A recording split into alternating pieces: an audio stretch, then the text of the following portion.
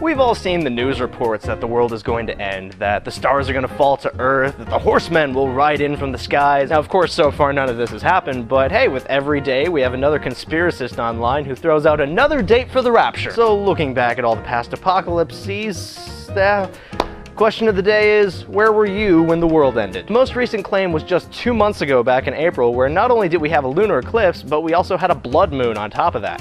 Which I didn't actually read the articles, but apparently that's a sign of the coming of the end of days. For that apocalypse, I was hanging out on the roof of my house on an old mattress that I threw up there, working on a cartoon. Unfortunately, I didn't have my glasses yet, so I couldn't actually see the blood moon.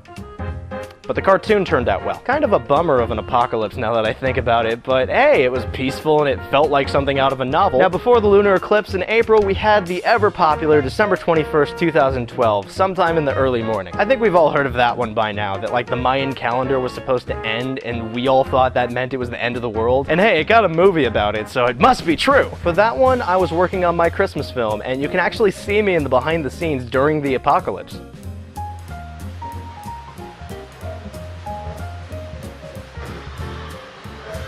I have work in 5 hours. So being home alone, working on a short film, and dreading waking up for work.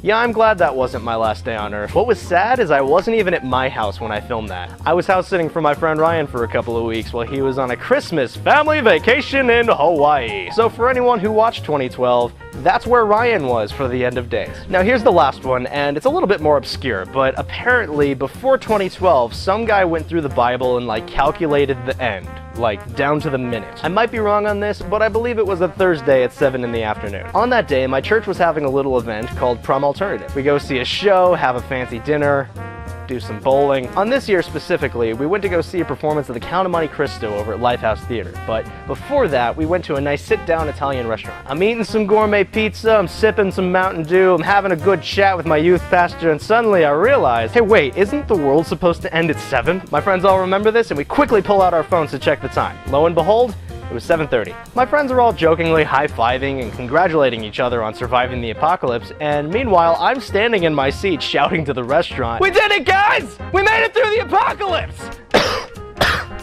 Hold on. Threw out my voice.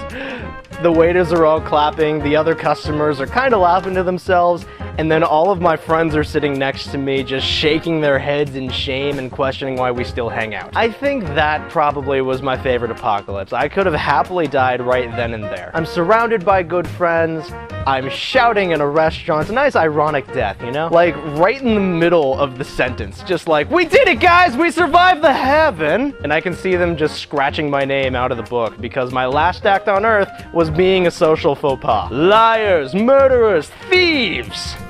Step out of the way, please. This man was shouting at a fine dining establishment. So where were you during the apocalypse? Post it down in the comments. Also, if you have a question you want me to answer on the show, post that too. You can ask something simple, like what's your favorite song? Currently, On Top of the World by Imagine Dragons. It's one of the reasons why I did a cover on it. Or something more fundamentally bizarre, like who's your favorite Norse, Greek, or Indian god? Okay, now since I never studied them, I am strictly going off the movies here, okay? I'm gonna have to say Loki for this one, but not Loki from the Avengers. No, Loki from The Mask. You take the god of trickery, seal him in a mask, and then give it to a single guy who's into cartoons. Sounds like a plan for Friday movie night right there. Click this link to watch my last short film. Wait, how am I gonna label this?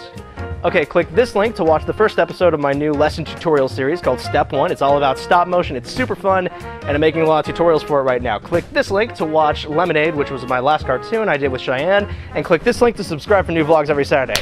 Did the outro! Have a great week.